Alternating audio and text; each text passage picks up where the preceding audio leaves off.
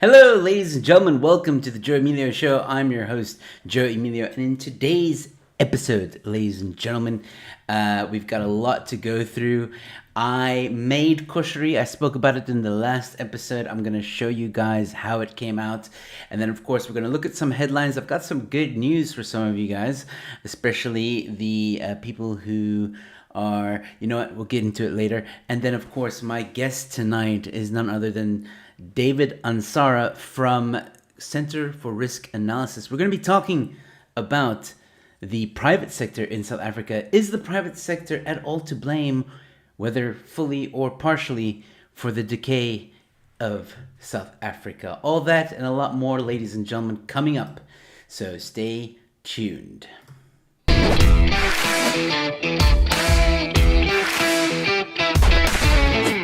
Hello, ladies and gentlemen. Welcome back. All right, we are here. We are live. This is happening. I don't know what just happened on my side. Hold on. Something's happening. There we go. Okay, cool. Sorry. I just had to adjust that very quickly. Ladies and gentlemen, how are you doing? I hope you're good. I hope you had a great weekend. I feel refreshed. I went to gym on Saturday.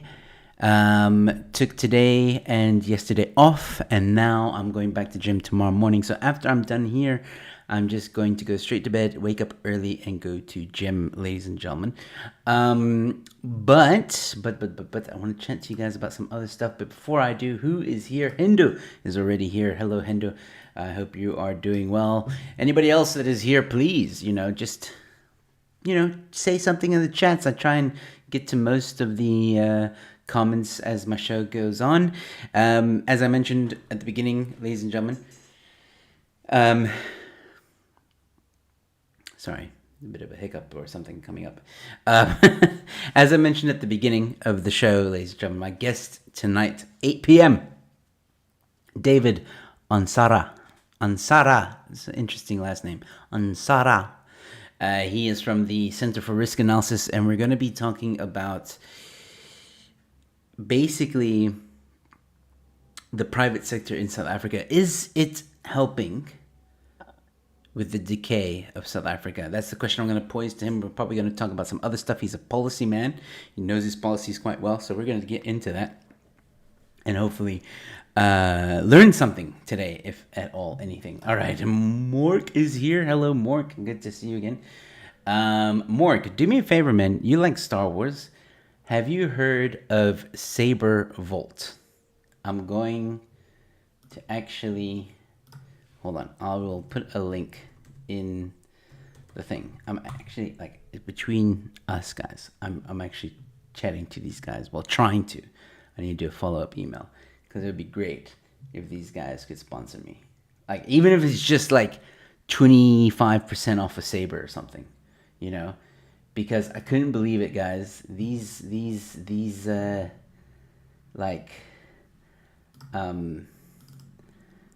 exists, and it's local. It's not like in the States and you have to wait 2 weeks. It's not Saber, lightsaber. I'll show you. Here we go. In the link, in the chats. Yeah, Saber Volt. There you go. That's the one. Do you know it? You probably already know it. I'm probably one of the last people in South Africa to know about this place. But how cool would it be to have a Saber in the background? Huh? Come on, Saber Volt. Let's make this happen. Okay? You'll put it over here or over there. I'll move everything off the shelf just to have a Saber on there. Okay? Maybe I'll put a smaller shelf underneath. I don't know. Saber Volt, let's talk. Let's make something happen. Come on. Don't make me beg, Saber Volt. Don't make me do it. I resent that. I don't think it's gone. I don't think it depends on the Star Wars, man. If you maybe the animation. I don't think so, though. I highly disagree with that one. Really, I don't think so. I know there's a few guys who make sabers. Haven't heard of them. Okay, well, check these guys out. They're cool. I found them out the other day. Thinking about buying a saber, but like I said, I want to chat to these guys. Maybe we can strike a deal. I don't know, because I think that'd be pretty epic. Anyway, what did I want to chat to you guys about today? Let's see. Okay, so in the last show, I spoke about an Egyptian dish called koshari. Okay, I made it this weekend for my wife and my mom, and it turned out really good. And I was super nervous to make it, but it turned out really, really good. So I'm going to show you guys how to make koshari, and hopefully you guys can. It's a very easy dish, sort of. No, actually, it is quite easy. And yeah, maybe you guys can try it in your home or whatever. But yeah, so I'm going to go through that. Then I'm going to, I think first we'll go through some headlines though, because I got some good news, ladies and gentlemen. There's a funny headline, and then there's an interesting headline, and then there's a very good news headline. So we're going to go through that. And yeah, that is true. They're a little bit expensive, eh? Yeah. But then you also get like payment options, I'm just saying.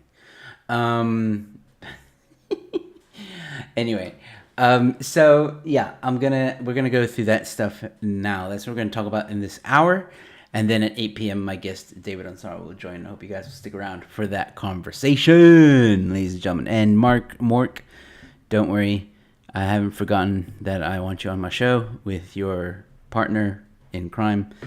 I forget his name now. Sorry, Darth something.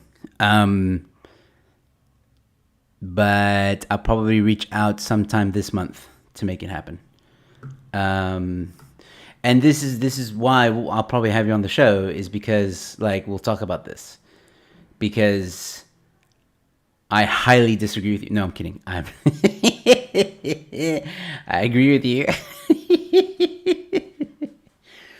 Yeah, no, it was the sixth one really. The sixth, you know what? Not the sixth one. The seventh one. Sorry, that one really disappointed me. Like I was disappointed with that one right from the beginning. Graphics were all. I'm not gonna have this discussion now. More, we'll bring you on. We'll have a discussion about it. So I'll reach out sometime this month, in March. All right, cool. So let's. So this is. I can't. Unfortunately, I'm not subscribed. Not that I want to support these guys. So, I can't read the entire article, but the headline here, guys. South Africa's very own Tinder swindler. I don't know who has watched Tinder Swindler on Netflix. Go watch it if you haven't. Amazing story. But apparently there's a South African one. So I'll read the first paragraph. The only part that you were allowed to read is "Love me tender. They all sobbed before I knew it. I'd been robbed. A number of relatively well-off but lovelorn women are singing the blues after they had hundreds of thousands of rands, jewelry, and clothes stolen from them by men they met on a dating site, Tinder." So, South African version of Tinder Swindler. There's one here, guys.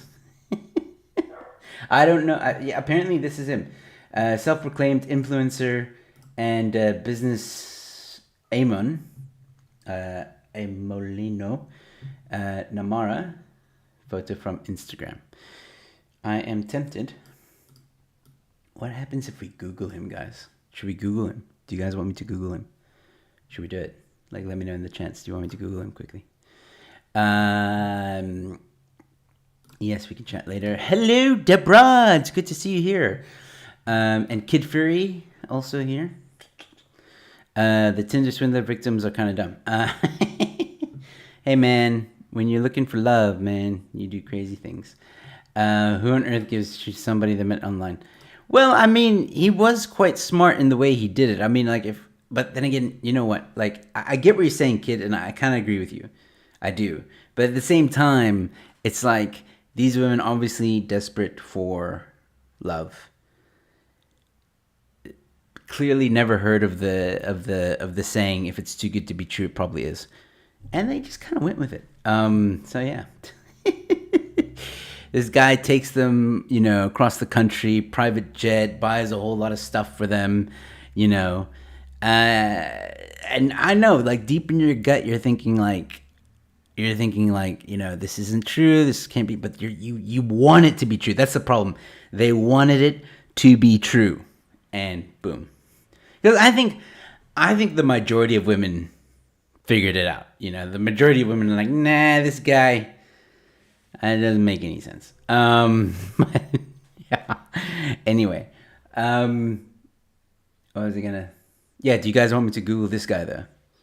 I'm gonna Google him. Why not? Let's see how this guy does his thing. Okay, there's a News 24 article. Relationships.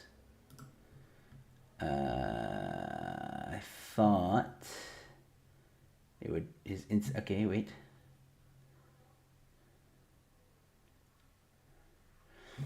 Okay, there might. Ugandan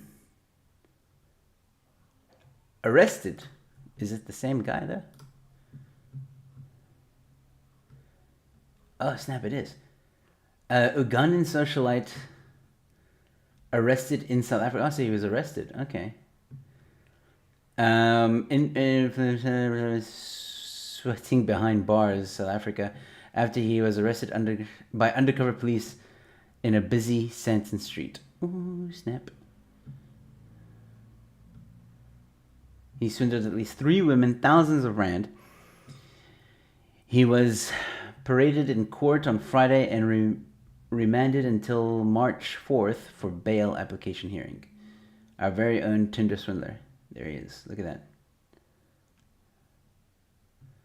I was seeing a wealth, oil, gas businessman would find women on Tinder, charm them, and then ask them for huge sums of money. And Johannes, female executive of 128,000 rand after she met him on Tinder soon after she had broken up with her husband. Ooh, rebound. You see what rebound does to people, Namara was eventually exposed by a woman that he had met at a popular restaurant in March 2020. She said after 3 months of meeting him, he told her he wanted them to go on holiday and asked her for 16,000 rand for the booking. Yeah, hey babe, let's go on holiday, but can you pay for it, please? No, I'm just waiting for monies to come through. Like, I promise you, my clients, they're just taking forever. I've been waiting for this one payment since like December 2019, but he's this month he said he's gonna pay. All right, it's been 2-3 years, but he's gonna pay this. He said he would pay this month. I'm gonna give you the money back. That's one day they were supposed to fly out. On the day they were supposed to fly out, he made her wait at the airport and did not show up. Really? At least, obviously he used the 16,000 rand for other stuff. Like clients. Wow. Okay, well there you go, ladies and gentlemen. South Africa's very own Tinder swindler. Let me see what some of you are saying in the chats. Deborah saying, I know a woman friend who had the Who story about the American general. Fake photos. Needed money to cancel his contract with the U.S. military. So true. Her story landed up in the U magazine. Huh? Wow. Yeah, Uganda, right. It was really painful to watch the Tinder swindler victims explain how they gave away all that money. I nearly shed a tear in denial. Yes, kid, you're rough, man. You like no. Wow, like no. I'm just picturing this guy watching, right? I'm sorry, I don't know, guy, woman, whatever. This person, Kid Fury, watching, right? And like, just like no empathy whatsoever. Just like, oh, fuck. Serves you right. Serves you right. I don't give a damn. I don't care. You got swindled by the Tinder swindler. You deserve every bit of sorrow. Ugh, don't. Why are you crying? Why are you crying? That's just what I see from this comment. There's like no empathy whatsoever. Ah, shame. Okay. Um,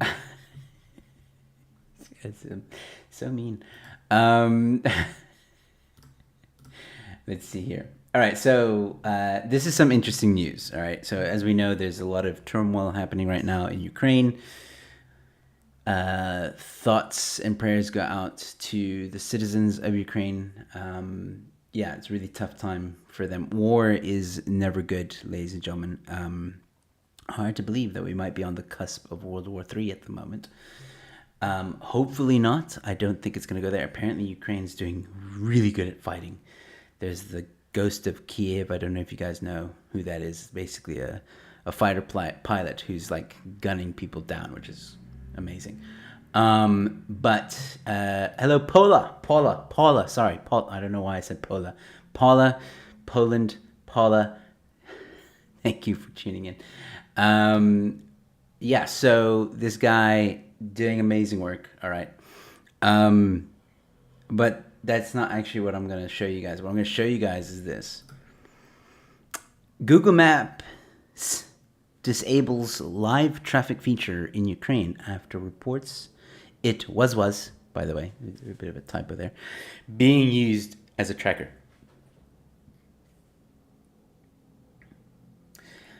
And I mean, like, okay, so the reason why I want to talk about this is because it's good and it's bad, right? So technology, and I've spoken to Yanni about this, and this is my concern here, right?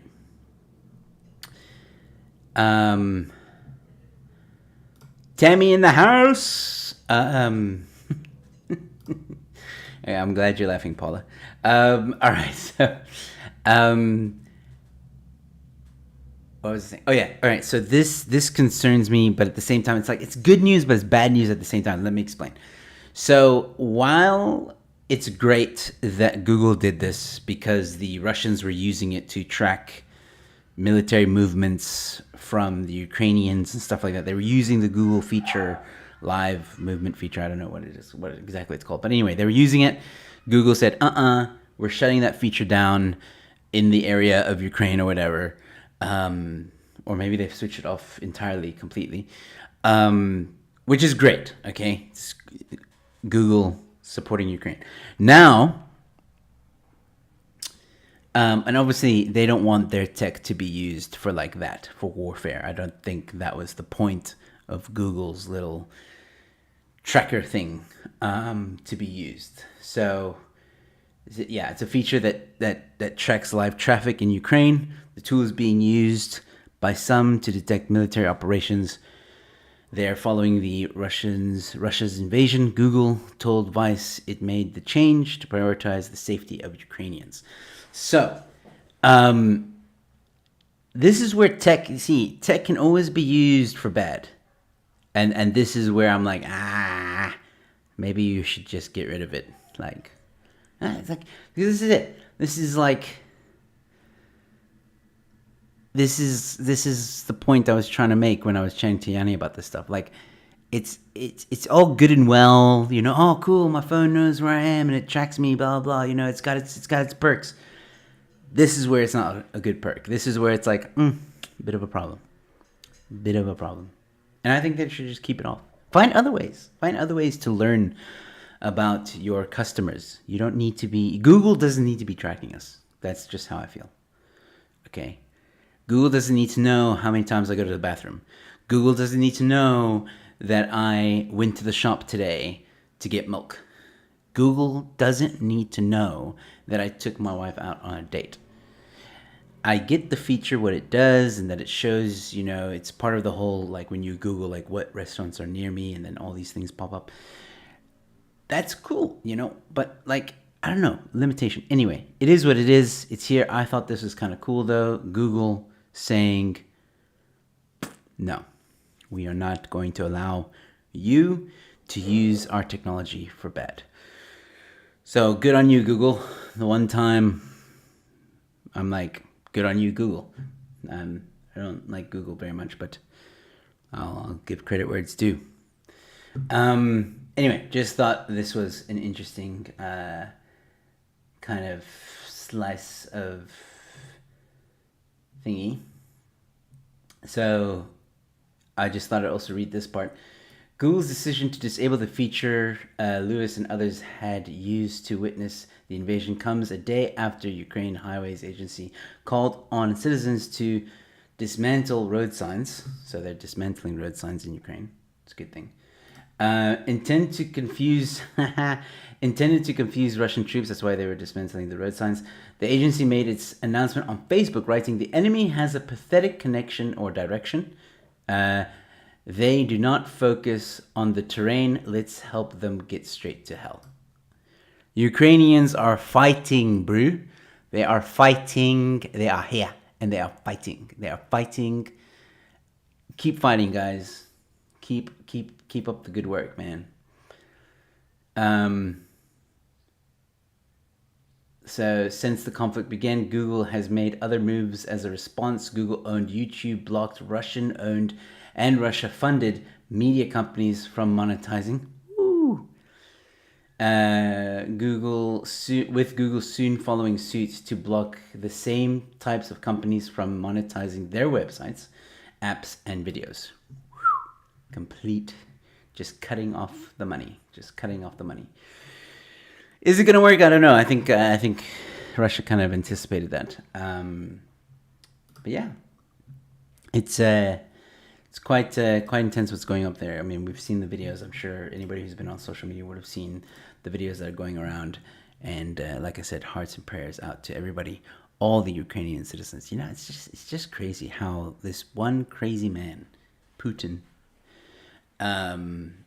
is just causing all this destruction. And for what? Because people are actually thinking that he may have bit off more than he can chew. And I hope he has. But we'll see what happens. I think this can turn into anything at the moment. It can go either way. But well done, Ukrainians, for fighting for your rights. You know, fighting for you guys want sovereignty, fight for it. You want freedom, fight for it. And anybody who fights for freedom, I'm going to back. So, yeah. Let me just see what you guys are saying so far. Who upset Vladimir?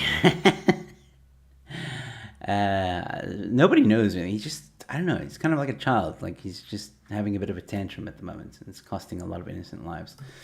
Okay, so this is big, like interesting news as well. I think a lot of people are going to be happy to see this. I know I am. South Africa can't make C-19 vaccines mandatory, health department says. What?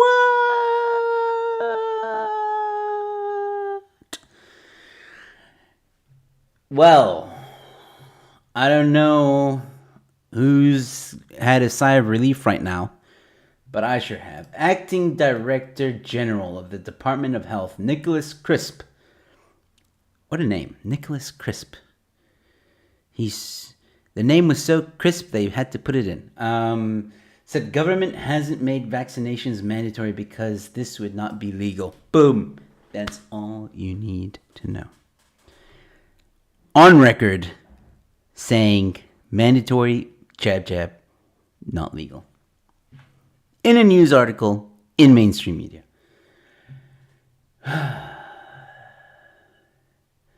It'll be in the Constitutional Court and chucked out in 5 minutes. That's what there you go. There you go.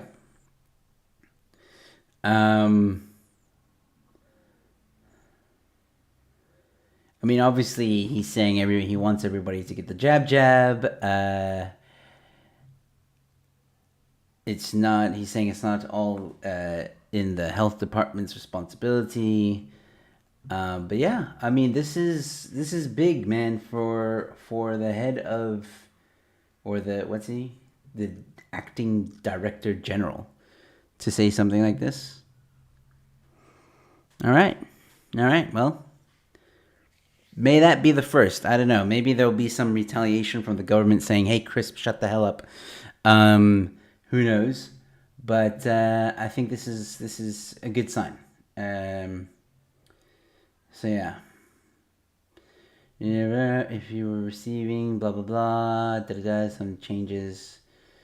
We'll watch and see what happens, and it seems that as long as we're dealing with the same variants, blah, blah, blah, not necessary to keep on boosting. It may not be necessary to keep boosting. See how the narrative's changing, ladies and gentlemen? It's changing. It's so changing. Anyway, first it was like, oh, you gotta. And now it's like, maybe not. It's not important to maybe get that other one. Yeah. Anyway.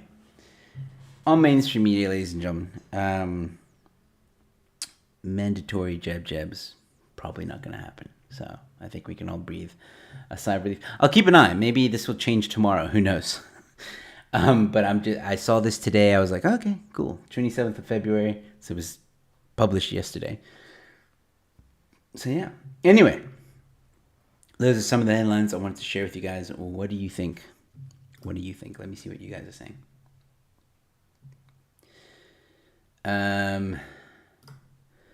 USA has done pretty much exactly what Russia is doing, but calls it freedom and media goes along. Yeah, no, well, I mean, I can't argue with that. Let's see. Hell yeah. I'm sure there's a lot more to the story than Russia invading Ukraine. Two sides to the story. I am going to be a drought sitter until more comes out. Yeah, look, from what I understand, this has been a very long conflict, and it's really come to the boiling point in the past few months. I do think Russia is just flexing its muscles, and I know that Russia doesn't like USA. USA doesn't really like Russia. So yeah, and then there's the whole BRICS thing. I'm not going to get into it. There's other guys, other people, other analysts that are far more qualified than I am to comment on the international conflict that is Ukraine and Russia. I don't know enough, but from what I can gather, from what I've been consuming, I just don't like war. Like, I have lived in a country. I mean, I was in Egypt during the Iraq War. It wasn't nice. And not that Egypt was being attacked. Egypt took a neutral stance in that conflict. I still got some not so happy memories from that time. My point is, war affects a lot of people in many, many different ways. And to see innocent civilians get caught up in the middle, that's never cool. I mean, I saw that when I was in Egypt, the side of the news that the American media didn't show the Americans, right? And it was vice versa. There was things that the Egyptian media didn't show Egyptians. So, like, from that already, I knew, like, media is a load of crap. But yeah, my point or my stance on this will always be like, war is just not an option. It causes more devastation, I think, than anything else. It causes more problems. It's not my thing. And yeah. So, having said that, and speaking about Egypt, let me share with you guys, I spoke in my last stream about an Egyptian dish called koshari, okay? Now, I know that I have some viewers that have actually visited Egypt, which is always, I did a stream once showing people Egypt and where I lived. And people were commenting saying, I stayed there for a little bit and blah, blah, blah. So maybe this will also, for those viewers that are maybe watching now or watching later, maybe this will be a trip down memory lane for you as well. So what I'm going to do is I'm going to show you a picture of the dish first. Okay, here it is. This, ladies and gentlemen, is called koshari. Okay. Now, it may not look like much, but it is really delicious if you do it right. And I was very nervous. Now, I know it's not, or to some people, it may not look like the most appetizing thing. There's no meat. Okay, I'm not sure if you really want to add meat to it. But what I can say about this is that this is traditionally how it's made. Okay, so at the bottom, let me just get there quickly. Okay, so there you go. At the bottom, you can see there's a bit of like noodles. Then there's a layer of rice, then lentils, then fried onions, and then your sauce. Okay, so I'm gonna take you through this. Okay, we're not just gonna look at a picture here. I actually recorded. I know, I'm such a dork. So here I am cooking the elbow macaroni, and there's the rice. Now with the rice, this, I don't know, I think this is a Mediterranean way of making the rice. My mom used to make it like this. So she takes, obviously the macaroni, you make it like you make any macaroni. So I don't need to explain if you just read a packet if you don't know how to make macaroni. But with the rice, you can use your normal rice or basmati rice. Don't use sticky rice. I added, what's it called? Vermicelli. So you take vermicelli, you chop it up into little 2 centimeter length noodle thingies. You fry it. I know that sounds weird, but you fry it until it's a brownish color, and then you add water, and then you add your rice, and then you boil the rice like you cook rice like you normally would. That's what these brown, maybe you can see it better in the picture. Damn it. Hold on. Where am I? I'll show you now. Just give me a second. Where'd it go? I'll show you guys later. But there you can kind of see those brown little things in the rice. That's the vermicelli. It gives it a really cool taste. Like, it just changes the taste a little bit. Tastes great, I think. Gives a bit of flavor. So you do that. You cook your rice. You cook your noodles, right? And here you're gonna see like how you. So this is there's the noodles at the bottom. That's why I'm zooming in. So you see the noodles, then the rice. Okay, that's like you're building it now. All right, and then. I don't know who likes this, but it is in the dish. Lentils, black lentils. Again, just read the instructions on the packet to make lentils. Very easy. You'll see, like, a lot of this stuff is easy to make. It's just a lot of stuff. And then you obviously add that so you layer it. All right, so you got noodles, rice, lentils. Okay, and then you make fried onions. Okay, so this is me frying my onions. I realized when I was making these onions, I did it wrong. You need to, just a word of advice, chop them thin, like really thin, and then put a little bit of flour or whatever, and then put them in and then shallow fry them. That would probably be a lot better than the way I made it. Mine were a bit too thick. But yeah, no woman's complained yet. Oh, okay, sorry. Don't know why I said that. Anyway, all right, cool. So you'll see here, not the most appetizing fried onions. Like I said, need them to be thinner. But then you put the fried onions on top, and fried onions are also optional, as well as chickpeas. I'm not a fan of chickpeas, so I didn't add it. But yeah. So there you go. And then, of course, this is the most important part of the dish, ladies and gentlemen. Like, if you screw this up, the whole dish is ruined. Like you cannot, like kushari is the sauce, if I could put it that way. The sauce is the dish. If you screw up the sauce, you screw up the dish.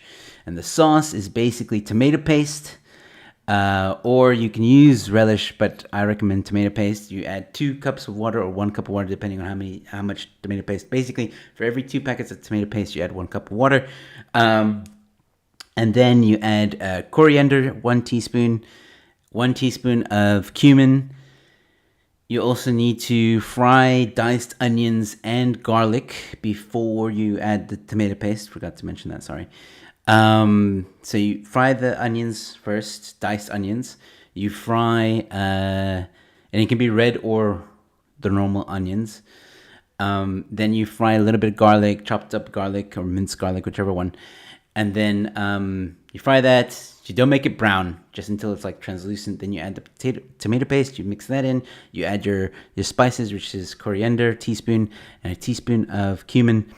And then you mix it all up. You add the water. You let it cook. You let it simmer. You let it do all that stuff for about, I think, 10 to 15 minutes. Then you add for every 2 packs of tomato paste, you add 1 cup of water and 1 tablespoon of vinegar, white vinegar. And then you just let it simmer and you let it cook. And man, it smells amazing when you're cooking. You can also add diced tomato if you want. It's a personal choice. It's not supposed to be this thick, ladies and gentlemen. I actually made it a little bit too thick. I actually made a second batch. And it needs to be just a little bit runnier. Just a little bit. Not soup. Don't make it like soup. If it's too runny, you've gone too far. It's just a little bit more runnier than this. It needs to like go into the dish a little bit. Run through the dish, if that makes sense. But anyway, so you do your sauce, and then the pièce de résistance, you put the sauce on top, right? And that's what it's going to look like. Like I said, a little bit more runnier would have been fine, but this is still okay. And then here's me trying it for the first time. Like I didn't try it. This is literally the first time I'm trying it. Not in my life, obviously. I mean, since a very long time. I can't remember when was the last time I had this. But I'm trying the dish that I've just made. So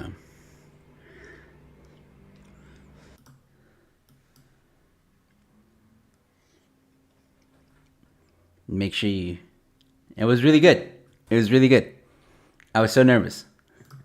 I was so nervous. But as you can see there in the spoon, you try and get the rice, the macaroni, the sauce, the onions, the lentils. You try and get everything in one kind of scoop. And then you take a nice big bite. And it's the sauce. The sauce tastes great. My wife loved it. My mom loved it. My mom, I was very nervous because she, obviously being partially Egyptian, high standards, like cooking for Gordon Ramsay, like if she didn't like it, then I knew I did it wrong. But they all loved it. And by the way, you can have this dish, you can have it spicy. So if you want it to be spicy, you just add chili flakes to the sauce. And then there you go, hot, spicy dish. And that, ladies and gentlemen, is kushari. Yeah, like it's Google kushari. K-O-S-A-R. No, kush. Sorry, K-O-S-H-A-R-Y. Google that. Tons of recipes will come up. Tons. And you can choose. You'll see, like, even my recipe, there are things that I left out because, again, I don't like chickpeas. So, like, I was just like, whatever. But yeah, I hope you guys like the way it looks. You see, like, guys, I know you guys like when I eat meat, but I'm just sharing an Egyptian dish. I wouldn't recommend adding meat. I don't think that's an option. I don't remember ever having meat with kushari when I was in Egypt. It was either always plain or spicy. So yeah. Joe's Cooking Channel. Man. And then let me just catch up on some of the comments. That looks epic. You in Cape Town, right? You and Miss should come over for pizza night to your place. Oh, wait a second. Are you in Cape? I thought you were in Joburg, dude. But yeah, pizza sounds great. Well, yeah, I think you saw it now. It was great. Glenn Beck. I'll check it out.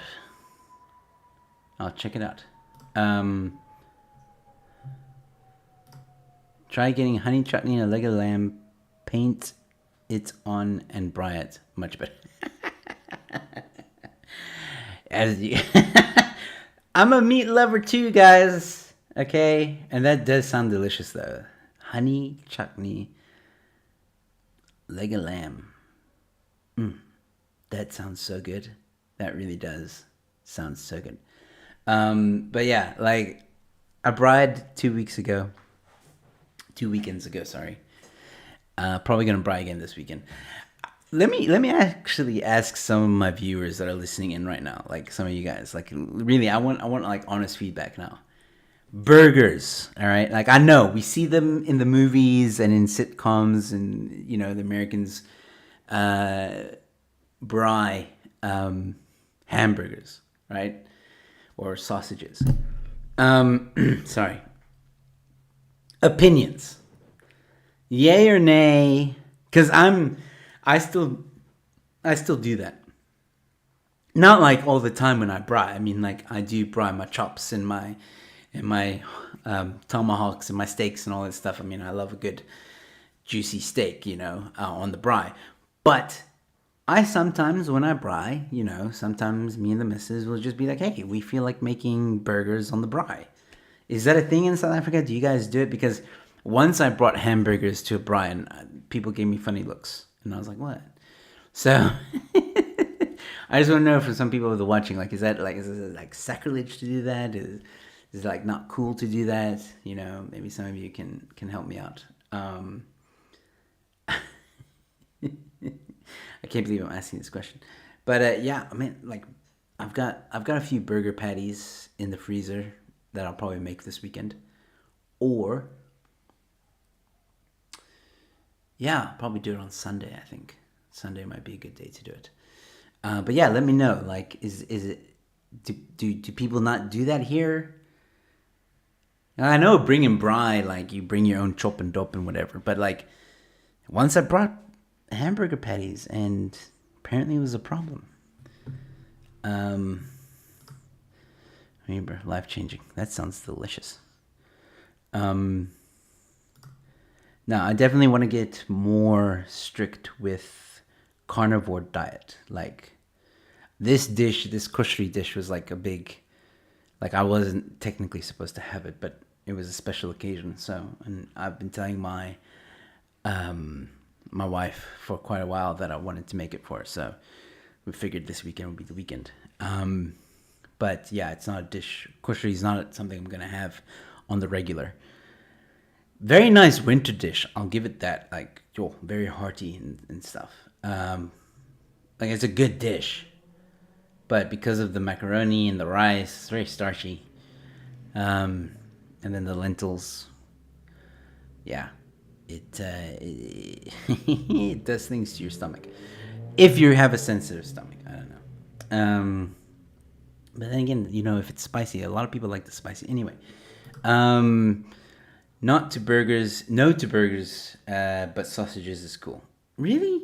Like, you guys don't do that? It's like so weird to me. Like, why can't you have a burger patty on the bri? Have you ever had a burger patty on the bri? I've made it a few times. It's delicious. It's great. What's that Steers slogan? Flame grilled. It just tastes better. Like, really? You guys don't every once in a while put like a meat patty on the bri? No, that's not a thing. Okay. They will think you cheap if you come with. Okay, that explains the looks. They thought I was cheap. Okay. Burger patties aren't cheap, man. I'm just saying. Okay? Like 60 rand or something. Some go up to 80 for like 4. Not like, and I'm not talking about, guys, I'm not talking about the frozen patties here. All right, I'm not talking about that. I'm talking about proper, right? The beef, the real beef, right, that you get at the butcher. All right?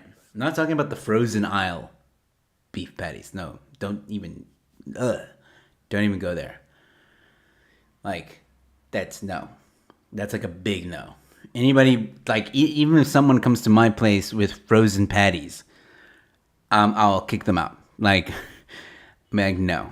Get away from me, you vegan. This no. I think, yes, real patties, guys. Real. I mean, come on. I'm from Texas. Steakhouses. I love my meat. So, real beef patties. I will not settle for anything less. Just saying.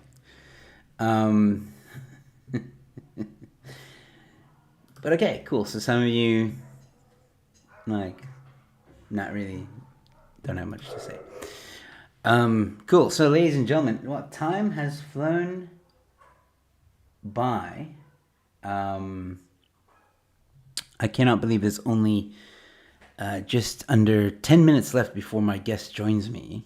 Once again, my guest is David Ansara from Solutions with David Ansara. Let me actually show you guys what else he does. He's got a great channel. I think I have linked it down below. If I haven't, I'm an idiot.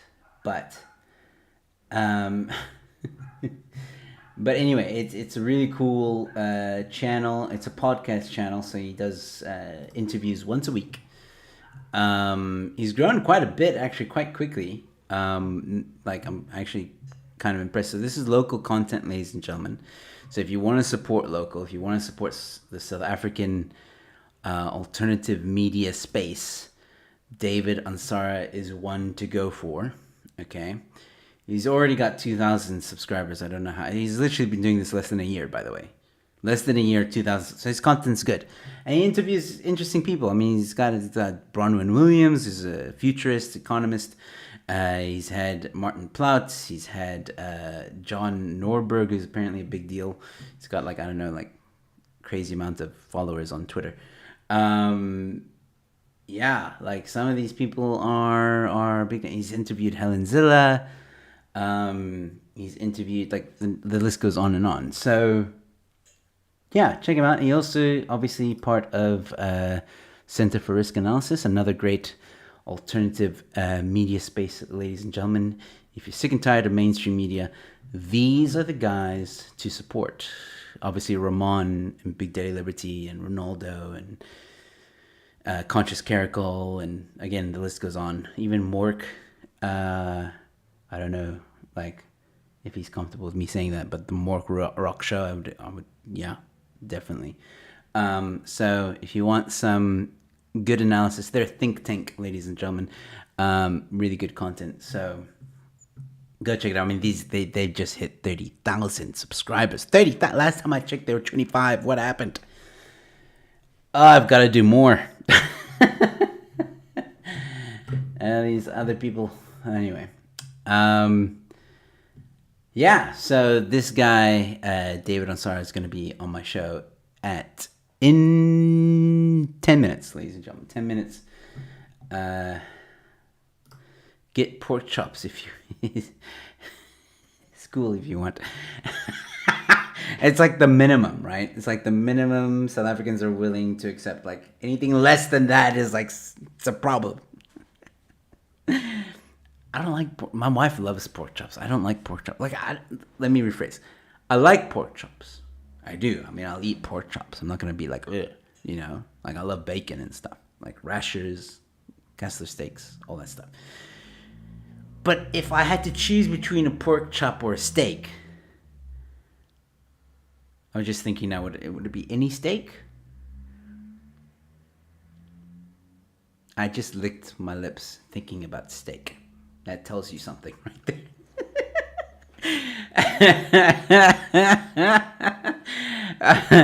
Okay. If it was a choice between pork or steak, I'm gonna choose steak every time. That's all I'm saying. If I have a choice, that's what I'm gonna do.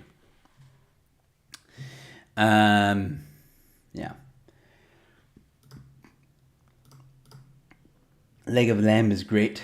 Well, I mean, I've had it before. Yes, it's delicious. Absolutely delicious. I've entered a poiki competition happening on Sunday doing a Moroccan, sorry. Why did I read it like that? Moroccan lamb. Nice. I like that. Poiki, man. You know, that's something I haven't had in a while. Like poiki, like a good beef poiki, man. Like I haven't had that in a very long time. And I need, this winter, I will try and make poiki. It's probably going to be an epic fail. Like, it's probably going to be like the worst poiki ever made in South Africa, but I'm going to try. I'll ask for some help from my wife. But, yeah, she likes seafood poiki, which I'm like, Okay, wait, here we go. Seafood poiki, yay or nay, guys? Give me a yes if you're for seafood poiki. Give like a Y for seafood poiki if you like it. And N, no, if you don't like it. Just show me. I want to see. I want to see who likes seafood poiki. But good luck in the competition, Deborah. Really, let us know if you win. Let's get nuked. Matthew is in the house, ladies and gentlemen. Matthew is in the house.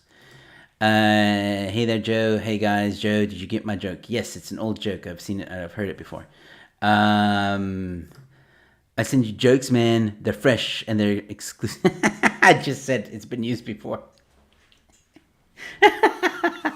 That's funny. Oh my God, Joe's a porkophobic. I can't, man. I can't help it. I can't help it. Try pork chops with honey and chutney. Okay, Acid Zill clearly has something about honey and chutney. It's like he puts honey and chutney on everything. Like he puts honey and chutney in his coffee, in his cereal. You know, he probably just eats it. Like he probably just has a jar where it's like pre-mixed honey and chutney, and he just eats it from time to time, just as a little bit of a pick-me-up. You know what I mean? Although I will try it. I'll try it. I'll try it. Pork belly ice binds, yum. Ice binds, I agree with. Pork belly, not too sure, but ice binds, yes. I got an N. Okay, so there's someone who doesn't like seafood poiki.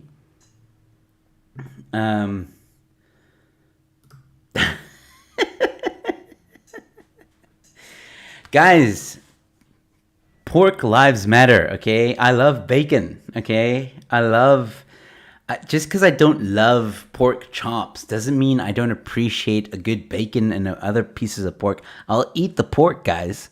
I will. If there's a nice juicy steak in front of me, like a T-bone or a tomahawk or a rump or a sirloin, I'm probably going to go for the rump or the sirloin or the tomahawk or the T-bone, guys. That's just how it's going to be, man. No discrimination. Meat discrimination? Meat creation? No, that doesn't make sense. No offense to the pork people out there, you know. It's fine. Not okay. I'm offended. Well, tough shit. Seafood poiki is cream and wine, garlic and herbs. All ends up tasting the same. Very much. Yuck. Shag Driller just entered into that conversation. Anyway, my guest is going to join at any moment, ladies and gentlemen, and then we'll take a quick break, 5-minute break, maybe even less than 5 minutes, because it depends on how long we take to get set up. If we're set up before the end of the 5 minutes, then I will obviously go on sooner than that. But like I said, it's David Ansara, and I will be right back. It's very embarrassing, but my cats, I think they're being fed, and I've closed the door, so they're like all standing at the door, anticipating. Let me just open up for them.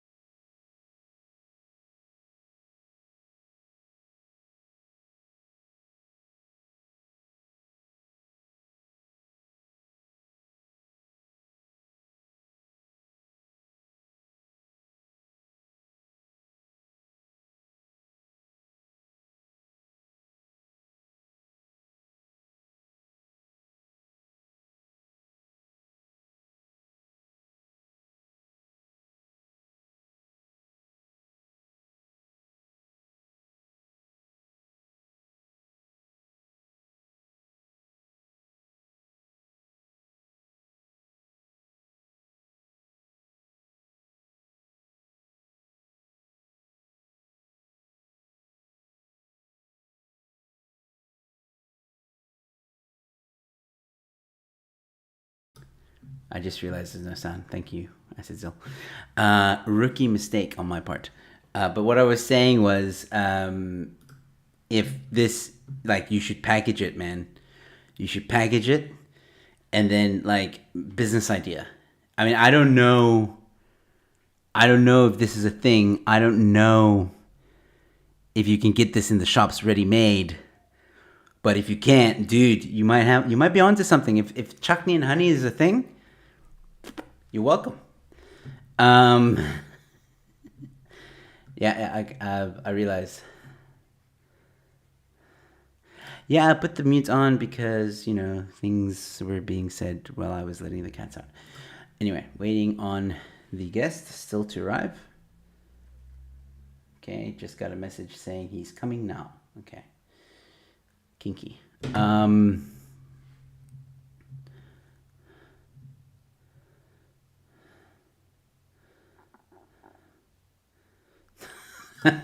Clay. I'm sorry that you feel let down by the information, man. But send it to me. Potato chip, why not? I thought we silenced him. You guys are funny, man. You guys are in good moods, good spirits. I can tell. The comments coming in. I can tell you guys are in good moods, which is great. My guest is in the lobby, ladies and gentlemen, so I'm going to take a quick break. But yeah, I'm glad to see so many people here. Thank you guys so much for tuning in. In less than 5 minutes, we will be back. I'll be back with my guest, David Ansara from Center for Risk Analysis and Solutions with David Ansara. Once again, links in the description. And yeah, you guys are so happy. I think it's because of payday. You guys are cracking jokes and stuff. I love it, though. Speaking about payday, super chats, don't be shy. I'm just saying. Anyway, I'll be back in less than 5 minutes, ladies and gentlemen, after this.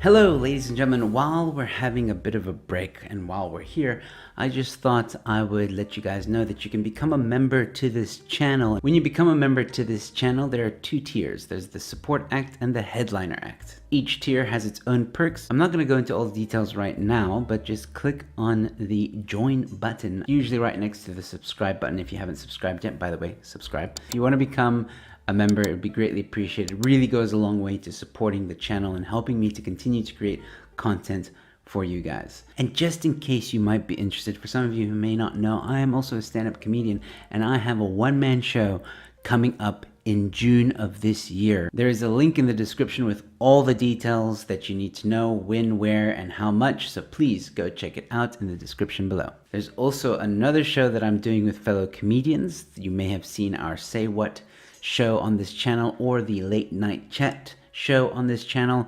We're doing a live show, and that's kind of a pun there because we mean in person with a live audience show. Please go to the link in the description below where you can find all the details. It is called Say What Unbuffered. So once again, take a gander at the links below and all the information will be there.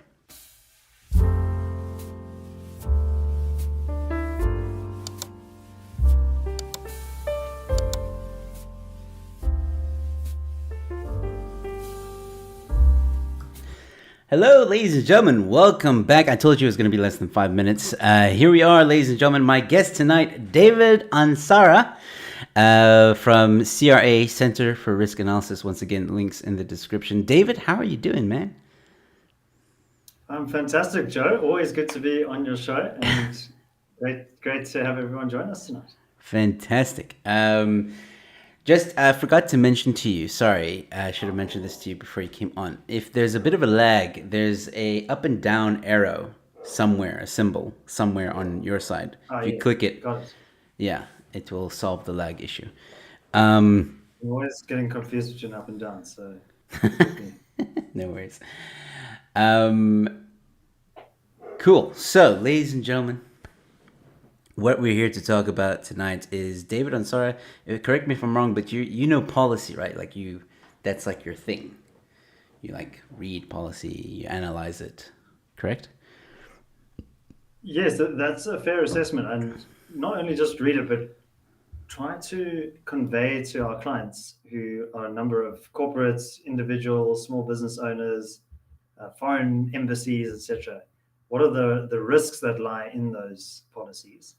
And policy is not just a kind of a technocratic exercise. It's not like, okay, well, there's this thing called policies, and they kind of come out of a machine, and it's just a question of how you calibrate the machine. And if you have the right policies, then you will have the right outcomes. Policy is obviously very important, but policy is a reflection of the prevailing ideology of the politics of the day.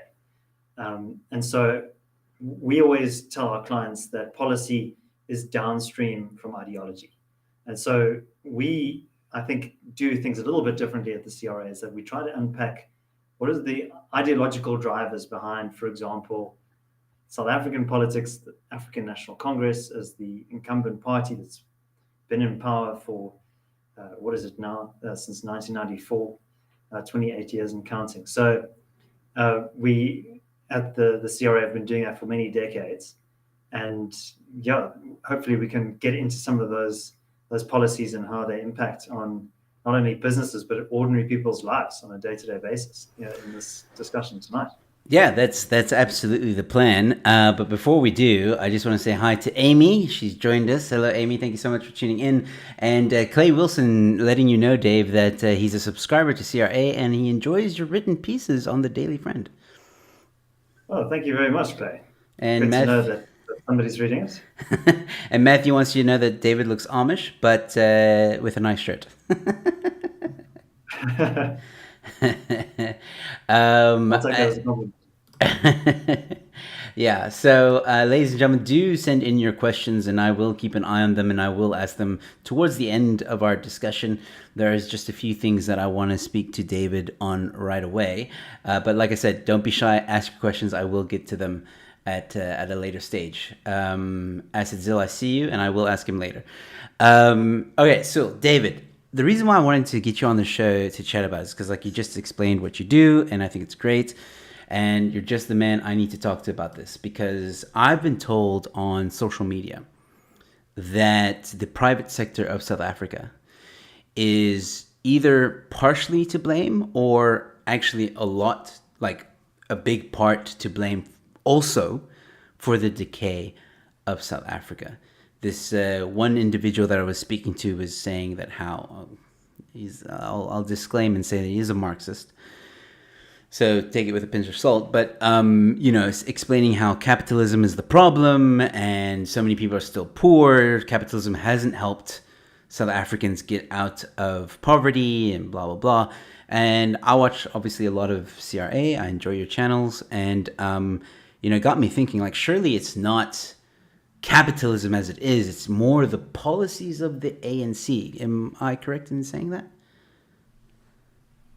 So that's a tough question to answer. I'm not just saying that because I'm playing for time, but I think you also have to disaggregate this thing called the private sector. There's no monolithic entity called the private sector. It's just a whole collection of businesses, different interests, all competing with one another and vying for influence, for resources, for power, etc. But I think it's very interesting to look at the history of business in South Africa. And I think one of the points that you look at, if you go back in time throughout the apartheid period, even back to the early 20th century, you've seen that business has always been had somewhat of an ambivalent relationship with politicians. When there was the big uh, gold rush in the late 19th century, early 20th century, there was a view that, well, politics is for politicians. We just want to make as much money. All throughout the apartheid period, business was until quite late in the day quite reluctant to play an active political role, but did during the transition. Organizations like Anglo American, for example, they supported various initiatives. Helped to set up the National Union of Mine Workers, actually, with Cyril Ramaphosa. Funded a number of bursary programs, and also was quite active in trying to nudge the apartheid state towards negotiations. But really, the writing was on the wall at that point. So, during the transition and into the democratic era, business very quickly switched allegiance. And again, I'm caveating this by speaking in broad terms when I talk about business. But what we've observed over the last 3 decades of ANC rule is that business has kind of gone along to get along. They've often given rhetorical support to many ANC policies, some of which have been outright hostile to growth in South Africa. And that often strikes you as a contradiction. Well, why would business do that? Why would, if they could see the hostile effects of policy, the damage that causes, then why would they advocate for those policies? And so I think also you have to necessarily decouple this idea of business and free markets. Sometimes businesses that have a monopoly position or an advantage of incumbency can often use that position to lobby for regulatory protection, and that they actively court politicians. And sometimes, particularly the onerous regulatory burden that is imposed, say, for example, through Black economic empowerment, that is far easier for a large listed corporation to comply with than the little guy. So what often happens is you have this huge thicket of regulatory compliance, box checking kinds of exercises, and that frustrates and bogs down small businesses. Whereas a big multinational corporate, they can just hire a few compliance people and have a dedicated department, and that often benefits them. If you consider, for example, in the telecoms industry, there are two major players. It's essentially a duopoly. Telkom plays a role as well, and there's starting to be some competition more on the data side. But in terms of cell phone coverage, it's really the two big players, and the telecommunications regulatory framework makes it really difficult for you to get a license, for you to start competing. So, I think that we need a lot more competition in South Africa, and the government's answer to that is, well, we need a Department of Trade and Industry and Competition to go and clobber businesses that are seen to be too strong, too powerful. But our approach would be, well, rather deregulate some of these sectors, allow for more competition to come in and to challenge those incumbents. So the short answer is that business often does play an enabling role. And what we see is, particularly with the current president, his leadership style is that kind of consensus model. And so he will organize conferences, lachotlas and indabas, where he gets all of the so-called stakeholders around the table: business, labor, the government representatives, and they'll kind of hammer out a deal. But this takes place entirely separately from the legislative process, which is where the real democratic process should happen, and creates what I would term a corporatist compact, that the elites in these forums negotiate according to their interests, which is often at the expense of new emerging businesses. And so BEE is a big part of that. It's about transferring equity to politically connected individuals who are close to the party, and about creating this impression of inclusivity, etc. But really, the result is that many emerging, particularly black businesses, get left on the margins. So I hope that answers your question, Joe. Oh, well, it actually does. I mean, you've given me a lot to think about, and also, like, it kind of makes sense. Is it, would you say it's also kind of cronyism in a way? Yeah, that's one way of putting it. So, and particularly because we have weak political institutions in South Africa, we have a lot of transparency. So the press often will run with stories around corruption and malfeasance. There's commissions of inquiry like the Zondo Commission. There's a lot of naming and shaming, but very little accountability. So we have high degrees of transparency, low degrees of accountability, similar to, say, Nigeria, for example. Our corruption is not quite as bad as Nigeria's, thankfully, but we're getting there. Yeah, not yet. So yeah, so that cronyism might involve capital accumulation, and the beneficiaries of that will have all of the trappings of wealth. And I don't think there's anything wrong with wealth per se if you want to drive a fancy car because you've made a business that contributes great value and which the market rewards you for that. That's fantastic. That's the real engine of growth.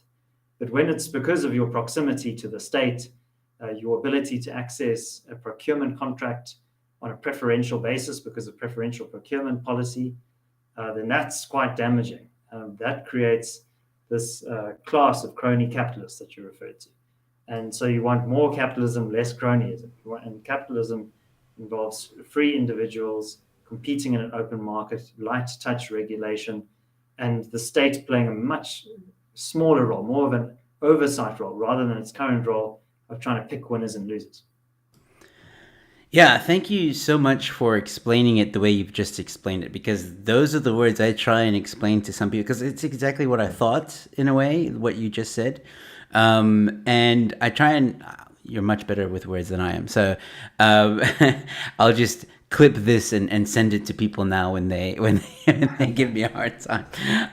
But yeah, no, I thought it was like that. And but I also want to ask you about, you're a policy man. I want to ask you about policies. Let's get deeper into it. Like, we mentioned BEE, right? And that's a very touchy subject for some South Africans. Immediately, some South Africans will be like, "Oh, you're racist now," or like, that's not true. It does help South Africans, blah blah blah. I don't know if that's something you want to really get into, but what other policies are hindering small businesses, or is it just BEE? Well, look, I think BEE it plays a big role in stifling business, and I mentioned procurement. And so procurement is when the state needs to buy goods and services. It doesn't produce everything itself. It needs to purchase some critical goods and services. So it will put out bids for tenders, for contracts. But the Preferential Procurement Act stipulates what kinds of entities need to qualify for this. And actually, the business group Sakelicha has just won a really critical case at the Constitutional Court regarding the pre-selection criteria that is applied by the National Treasury. So when Pravin Gordhan was the finance minister back in 2017, Sakelicha launched this case, this challenge to the finance minister who he was at the time, and saying that this essentially is an unfair practice. It's also it goes beyond his ministerial powers, that he is imposing this rule on all state entities.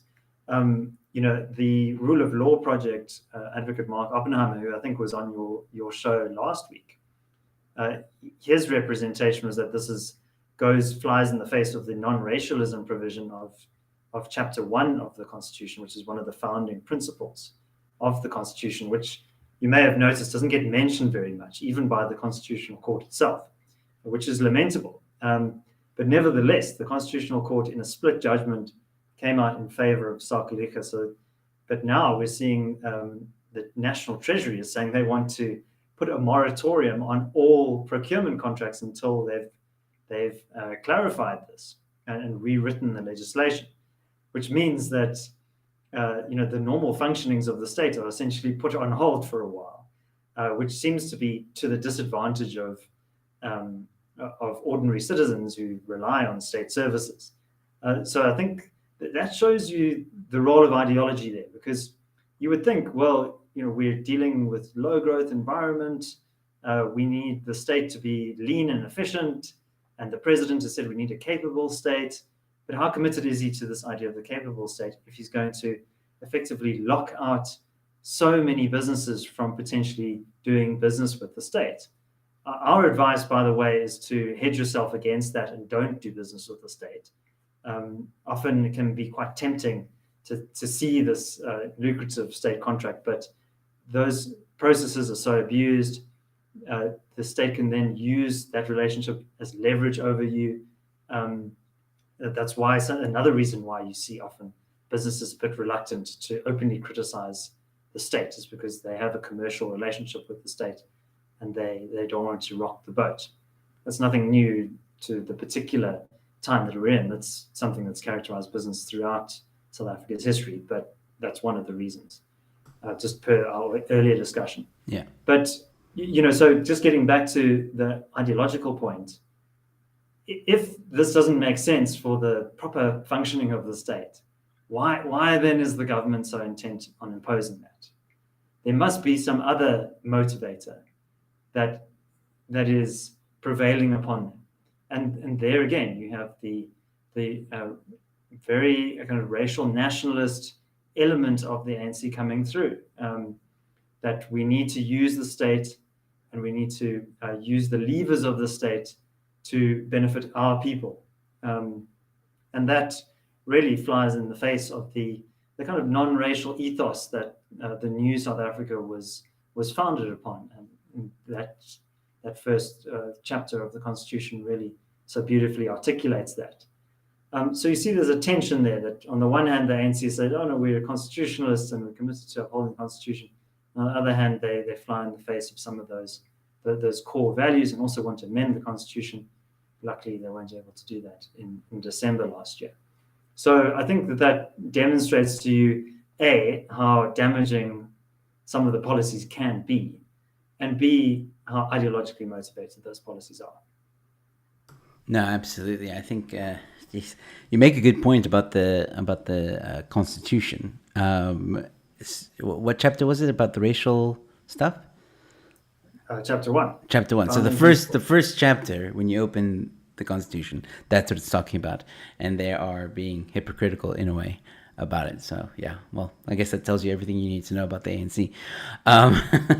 But yeah, so I think one of the other questions I wanted to ask you very quickly as well is if BEE, do you think that's going to be, because you brought up Sakhalega making that awesome win, do you think BEE is something that's going to be scrapped maybe in the next few years?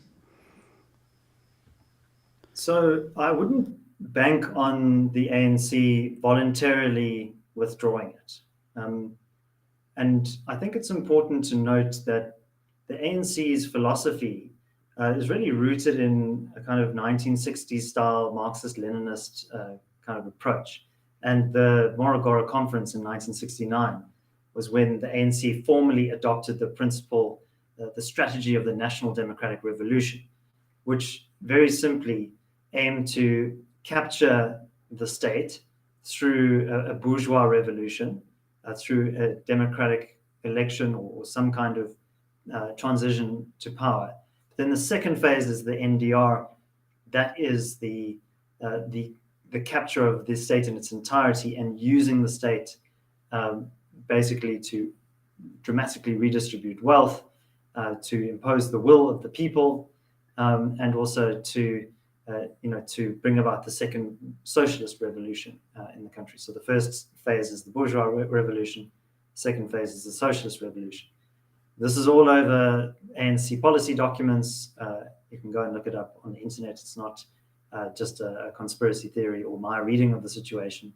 How does that influence this discussion now? Well, part of this approach is what they call the balance of forces. So that is an assessment of the material conditions in the political environment, whether or not those conditions are either favorable to advancing the agenda or hostile, in which case you need to make a strategic retreat.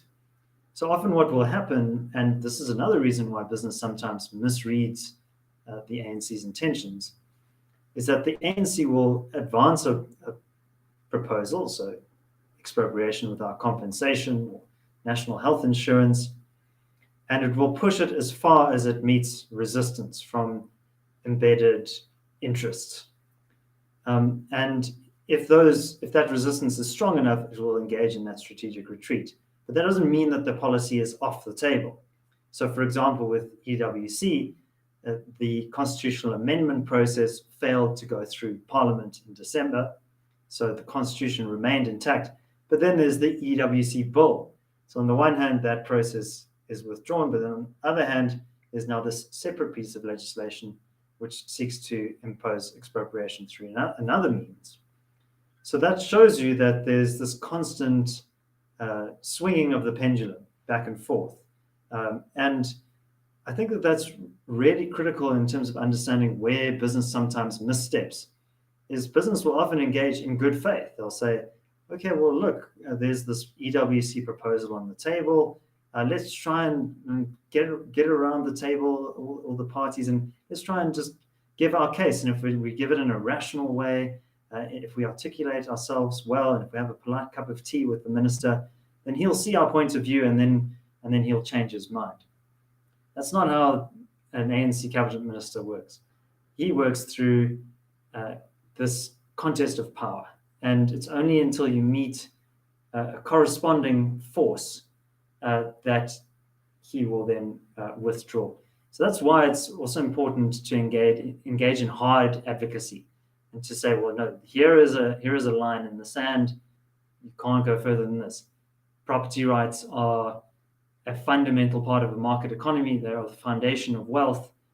You cannot dilute property rights. It's like you can't be half pregnant. You either have property rights or you don't have them. So in that sense, what I observed through that process was a lot of this good faith dialogue doesn't really factor into the ANC's calculations. It's more about these harder calculations of power and how far they can push their ideological agenda. No, absolutely. I'm glad you bring up EWC. I wanted to ask you, but I didn't want to interrupt your train of thought. EWC, you said there's two bills. What's the difference between the two? Because I'm struggling to understand what exactly, because I thought they dealt with it last year, and then it was not voted in because the EFF and the ANC couldn't come to terms or agreement, so it was scrapped. But then now there's a bill. So what exactly is the difference between the two? So expropriation is part of the normal functioning of the state, but it's compensated expropriation. So, for example, when the Gautrain was built, some of that railway infrastructure had to go through people's homes, but you needed to have that property used. So there were homes that were expropriated, but with compensation at a market value. And there is legislation that governs that today for those kinds of instances. And that legislation is from, I think, the 1970s. So the argument is that needs to be brought up to date. So that's the one process, the EWC bill, which is that secondary process. The process that you were referring to in December that got shot down was an actual amendment of the Constitution. Section 25 was around property rights, and there it said the state may engage in expropriation, but it must be with compensation. That there was proposals to change that clause of the Constitution. That was a far more fundamental and consequential policy event, and I think it was a very good thing that the 2/3 majority wasn't met in that process. But the EWC bill only needs a simple majority to pass. It still needs to be in line with the Constitution, though. So there is still that important check. that Section 25 will apply to this legislation. But you must be very careful that there isn't that the wording of that the original draft proposal had something like 5 or 6 conditions in which expropriation without compensation may take place, and it said including but not limited to 1, 2, 3, 4, 5, 6, like for example an abandoned building or something like that. But that including but not limited to, that means that there are other categories that could just be snuck in there. So I think there's been a lot of campaigning by the IRR and other organizations to say, well, no, that needs to be tightened up. That legislation is still being reviewed, not as damaging as the constitutional amendment would have been, but still some risks lurking in the wording there of that legislation. And the amendment, the one that was last year, can ANC, like, maybe, I don't know, end of this year want to challenge it again in Parliament? Like, can they keep on trying to push it, or is it once they've ruled on it, it's like done? Well, that process was a very long process. So there was a ad hoc committee that was established to field submissions from the public.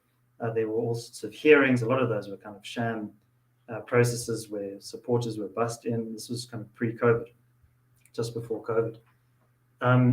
But so that trying to repeat that process is going to be very difficult. The ANC itself has also become politically weaker since then, with the loss of the major metros in the November 21 elections. So their bargaining power, their position politically is a lot weaker as well. And the EFF knows that and is using the leverage that it now has over the ANC. So at the national level, the results still the same as they were in 2019. But in terms of the broader perception of the political power of the ANC, that's a lot weaker, and we can get into that in more detail if you like. But the EFF knows its power there, that it has over the ANC, but its calculations could change. It could one day wake up and decide, well, no, it's actually more beneficial for us to lend support to this. And in some ways, the more radical than thou approach that the EFF had, for them, the constitutional amendment process was not nearly far enough. I would have said it would have been pretty damaging already, the ANC version. But we kind of got stuck there, which I think was a good thing. And I think it shows you also why, in many respects, it's a positive development that we're having more fragmentation of South Africa's political landscape, because it means that politics is now going to be a lot more issue-driven. What happens within the ANC is going to become less important than how the ANC interacts with other players. And it's going to create a lot more volatility and uncertainty and fluidity, but it's also going to mean that there's going to be more competition in the environment. There's going to be more issue-driven approach to politics rather than just this kind of hegemonic power that the ANC has enjoyed for so long. All right. I don't know if that's a positive. I'm worried about what that road could lead to. You guys at the CRA have been saying that there is possibly another July riot in the future, which is worrying, to say the least. Hopefully that doesn't happen, but I guess time will tell. I wanted to ask you before, I'm going to ask you a bit about some of the stuff you just spoke about, but I really want to ask you about basic income grants. I know the current financial minister didn't really mention it in the budget speech, which a lot of people are saying is a good thing. But there still seems in the mainstream media to be a push for it. Like there's a lot of articles about it that say like, we need it. There was a protest, I think last week or the week before. I think it was, they were protesting for 1,500 Rand basic income grant. Where does the CRA stand with that? Even just you as David, where do you stand with that as a thing to bring in now? Well, South Africa already has a very extensive welfare system. And lamentably, we have far more people who are receiving welfare grants, especially the special COVID relief grant, which has been extended another 12 months. many more people receiving grants than we have in jobs. And the number of people in jobs has gone down to about 15 million or so, 14 million. So we've lost about 2 million throughout the lockdown, which is really tragic for those people. So the basic income grant, look, that would be fiscally a huge burden for the government to take on. That would mean also replacing the entire SASA system as it exists, probably using SARS for that to administer that. That would also create a huge transaction cost or transition cost.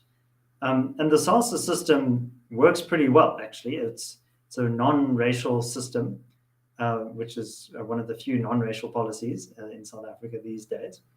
And yeah, there sometimes are a few problems with it and what have you, but everyone has their card. They can get access to those funds. And there is fraud that occasionally happens there. There's administrative problems, but generally the system kind of works. Whether or not it's a good idea to have that many people on welfare and how sustainable that is a separate question. So perhaps you could make an argument that people who are extremely impoverished, they're effectively locked out of the labor market because they're undereducated, or they have a physical disability, or they're too old. The state has a duty to take care of them. But the vast majority of the people who are receiving those grants are able-bodied, working-age people who could contribute meaningfully to economic activity. And our education system has let people down immensely, but that is not an excuse for getting people to work. Countries like Ethiopia, Vietnam, they also have not necessarily had necessarily good education outcomes, but they have very low levels of unemployment. Why is that? It's because they have prioritized low value adding, export driven job creation, high intensity manufacturing, agriculture, and mining as well. So that really helps for you to absorb those low skill people into the working population. At the moment, we have this kind of small elite of services driven type of businesses. So retail, insurance, financial services, tourism, non-industrial kinds of activities. We've got still a thriving agricultural sector in terms of exports, but the amount of labor that's used in the agricultural sector has gone down quite a lot because a lot of farmers are first of all expanding the size of their farms and their operations to scale up and to take advantage of new technologies, automation and so on. But also to have large workforces is a bit of a risk. So those traditional areas where job creation used to take place, agriculture, mining, and manufacturing, have kind of shrunk relative to other areas. And so we need to bolster those up again. We need to really have a serious hard look at our labor regulatory framework. The Basic Conditions of Employment Act, the Labor Relations Act, the National Minimum Wage Act, all of these serve to exclude millions of people from work. And the driver for this, again, ideology, is that the government's view of the private sector is that business is somehow this dirty, exploitative thing. The profit motive is driven by is what's making all these greedy capitalists exploit workers. They don't see capital formation, the free exchange of goods and services as creating the benefits that it can. And we've seen that all over the world, that free markets, a thriving middle class and business sector really are the drivers of growth and can alleviate poverty on scale. So how does this fit in with the basic income grant? This is more state paternalism. This is more dependency on the ANC government. I think that there's a strong argument to be made that the ANC sees this as a way of buying ongoing support into the future, particularly from rural constituents. And, I think You also have to look at the fiscal considerations here. Michael Sachs, who was a former Treasury official, by no means a kind of free market libertarian. He's somebody who very much believes in the idea of the developmental state. He's saying in a recent paper, like, we just can't afford the basic income grant. This would be fiscally ruinous. It would drive up our borrowing. It would widen the deficit, and that would mean that there'd be less money available for other things like infrastructure, schools, policing, etc. So I would say that our position would be very critical and skeptical of the basic income grant. Rather fix the problems in the labor market. And these would be fairly low cost financial interventions. You could, with the stroke of a pen, remove some of these restrictions. But the political cost will be high, and the ANC government isn't willing to pay that cost at the moment. I see. Yeah, no, I agree with you 100%. I think the whole welfare and basic income grant is just like their ace in the hole almost to buy those votes. I just want to go quickly to a comment here. A question. I'm a bit late. What is the subject? So for those of you who are just tuning in, I'm sitting with David Ansara. He is from the Center for Risk Analysis. Link in the description, ladies and gentlemen. So please go give Center for Risk Analysis a subscribe, and also check out David Solutions with David Ansara, where he does once a week episodes where he interviews interesting people. David, I was trying to remember, who was the most high profile person you've had on Solutions with David Ansara? Gee, well, they all have so much to offer and so many unique perspectives. I think an interview that I had last week was very interesting. It was with Johan Norberg, who is an economic historian. And part of his work, he wrote this book.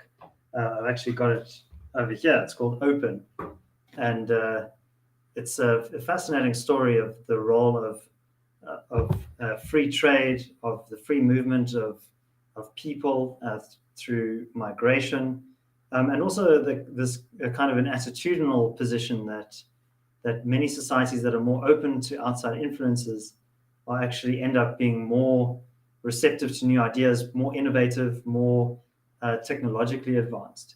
And this isn't necessarily to say that, for example, Western countries are more open. Many liberal democracies in the West have benefited from prolonged periods of openness, but they've also had periods of closeness, where they've shut their borders, they've looked inward.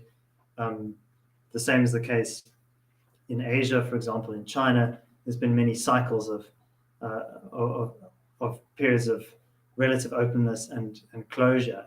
And you can see, for example, in the Middle Ages in Europe as well, how that very long period of hostility to ideas that challenged the dominant powers at the time, how that resulted in declines in literacy, declines in standards of living, declines in the quality of life of people. And when the Renaissance hit again, then all of that innovation and dynamism and new ideas came to the fore. So really fascinating history of human progress and ideas. That's somebody who I found very fascinating and who I'd encourage your viewers to check out. Yeah, it sounds very fascinating. I've listened to a few of your episodes, obviously, and I have here Clay Wilson, who says he's subscribed. So thank you, Clay, for subscribing. It is a long format podcast, ladies and gentlemen. So if you are someone who doesn't really listen to podcasts on YouTube, David, you are available. Solutions with David Ansara is available on all the podcasting channels, correct? Yeah, wherever you get your podcast, you can listen to it on the go. So you don't need to sit in front of your computer and watch the whole 45 to 60-minute episode. Cool. Awesome. Yeah. So, ladies and gentlemen, please go check out Solutions David Ansara. Congratulations, by the way. I just noticed you got 2,000 subs in under a year. Dude. Oh, thanks, Joe. You're going to catch up to me soon. Well, you're on what, about 3.7? So yeah, but I've been stuck here for like 5 months. No, that must be because YouTube is choking off your controversial content. Yeah, no, so controversial. I mean, we said BE is a bad idea. No, okay. So let's get back to it. I now you mentioned something as well that I wanted to ask about, and now I got sidetracked. But yeah. Anyway, ladies and gentlemen, that's that's actually what I wanted to say as well. We're talking about, or we were talking about, is business in South Africa, or is the private sector rather, to blame for the decay of South Africa? And I think, you know, if you're watching this after the fact, just rewind a little bit. David explains it very eloquently, very fairly, I think. And yeah, I would say that both are to blame as well. There is a difference between cronyism and capitalism, and David explains this as well. So please do go back and watch that. Joe, I would say one thing, which is that, if you consider how deeply state failure runs into almost every political institution in South Africa, and you consider the things that work in South Africa, things Yeah. that work in South Africa tend to be private sector run. So I don't think we should do too much private sector bashing in this conversation. If you consider the retail space, for example, Yeah. that delivers food into the homes of millions of South Africans every single month, and the banking system as well. It's pretty sophisticated compared to other emerging markets and even developed markets. So without that thriving private sector, South Africa would be in a lot worse off position. But in terms of businesses' political role, I think they have been quite equivocal, and understandably so. I mentioned Sakaliga, and on my podcast I did have Yeah. Pete LaRue last year, and he said, as business, you don't want to be on government's radar. Sometimes you can be so small that you fly below the radar, that you're not really a significant player, but you're just kind of making ends meet as your small SMME. Or you're so big that government can't hurt you. If you think of a mining company like Sibanye, for example, they're the largest private sector employer in the country. I think commodities are really what's driving a lot of government revenues at the moment. So they have a much stronger bargaining position. Interestingly, as an aside, the CEO has said that business needs to take on a more transactional approach with government rather than a consensus seeking approach with government, to know that it has bargaining power in its discussions and its negotiations. That's something that perhaps more businesses should be looking into. But yeah, and so Peter was saying you don't want to be on the government's radar, and understandably so. You don't want to be victimized by hostile policy or petty officials that might want to target and undermine your business. And I think he also echoed the argument of you want to try and minimize your exposure to the state in terms of doing business with the state as well, because that is a risk. Yeah. So I understand why many big businesses, they just want to kind of play nice with government and hope that they can play a bit of a long game. But ultimately, what ends up happening is that it gives legitimacy and cover to bad policies, because when an extremely hostile policy is put on the table, and then you say, okay, well, that's 100% hostile, let's make it 50% hostile in a negotiation, you're still left with this, what is ultimately a negative policy. So that's why sometimes you need to draw hard lines and just say, no, we're just not going to engage in this discussion. This is foolish. Like a discussion around national health insurance, we can't afford it. It would crowd out the private sector health providers. Just sort out the hospitals first.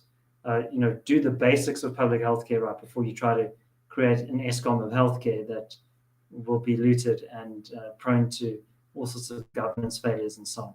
Just take it off the table. Don't pretend that this is a good idea. Yeah. Absolutely. Well, there you go, ladies and gentlemen. David explained it again in a nutshell.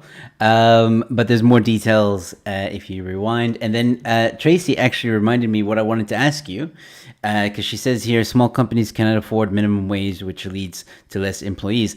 The minimum wage thing, right? So like that's also like a touchy subject for some South Africans. Okay, they're like, no, we need a minimum wage, it needs to be higher, blah blah blah blah. Can you explain why the increase in the minimum wage is a bad idea? Well, imagine that you're a poor person, Joe, and I don't have to imagine. you. Well, whoever's employing you, Joe, should pay you more, right? Yeah, okay, I'll let you send them an email. You must tell those pubs at the comedy gigs Yeah. to book it up. But yeah, so you're an average poor person in South Africa. You don't have skills. You've been let down by the education system and by the legacies of the past. You don't have capital because you haven't been able to save. You're just living month to month. You don't have social capitals. You don't have networks that you can leverage to create opportunities. Everyone in your community is suffering a similar fate. But the one thing you do have is your willingness to work.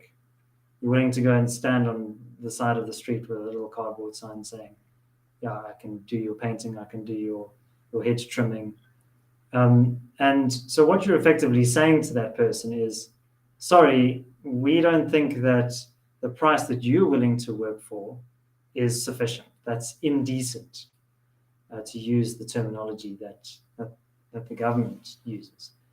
And that, I think, is strikingly unfair. To take that one source of opportunity away from that person, say like, sorry, you can't work. You just have to be dependent on the state. Here's an income grant for you. You must be grateful that you're getting this grant. Please vote for us at the next elections. But you're not allowed to work for under that wage. And 20 rand an hour, I think it's going up now. Doesn't seem like very much. But to a poor person, that can be the difference between a sustainable livelihood and dependency on the state or on family or handouts from some other source. So I think we must think really carefully about when we infringe on that right to work, and that is also a constitutional principle, a right to work. And I think we need to bolster that. We need to enhance that. And work is not just also about income, right? It's also part of your identity, part of how you see yourself as a member of society. I'm proud of the work that I'm doing, and this is the value that I'm adding to my community and on behalf of my family. So income is really important. Just something that I always point out in these conversations. The government has its own expanded public works program, which is essentially a make work scheme where they get people who are jobless to come and dig trenches or to wave the red flag on the highway when there's some construction going on, etc. And the expanded public works program wages are lower than the minimum wage. So they're about 11 or 12 rand an hour. So what does that tell you? So the government's happy to impose this higher threshold on the private sector, but when it comes to their own employees, well, no, that's too financially costly. So Nicola Nattrass and Jeremy Seekings, who are sociologists from the University of Cape Town, also by no means kind of free market dogmatists, they're saying, well, if you're going to have a minimum wage, at least lower it to the same rate as the expanded public works program, because that seems an unfair burden to be imposing on business. Again, I think, and the president was a big champion of the national minimum wage, and it was one of the ways in which he forged this kind of consensus that brought him to power. And he's very good at creating these multi-stakeholder forums and getting everybody to agree. But who's not at those forums? It's the 8 or 9 million people who are unemployed, who are voiceless, have no representation. And so when we make these policy prescriptions, we must do so very carefully because there are unseen consequences to our actions. And many of these people are out of sight, out of mind, but are directly affected by these policies. So, I think a very good example, and I'll let you come in again there, Joe, is also our extension of collective bargaining agreements to non-parties. This is another very unfair practice, which is where you have, say, for example, an industry like the metalworking industry.